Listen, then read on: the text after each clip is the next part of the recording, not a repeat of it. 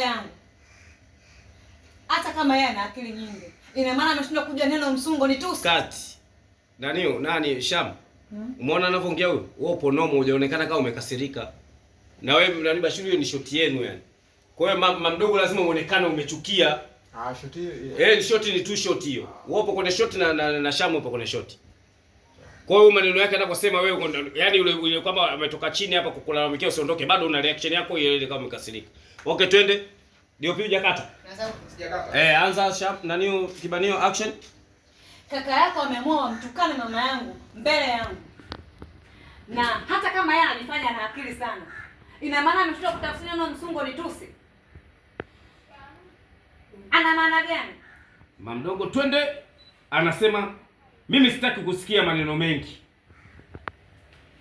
Mimi sitaki kusikia maneno mengi. Matusi yaje nitukana huyo mgeni wenu peke yake.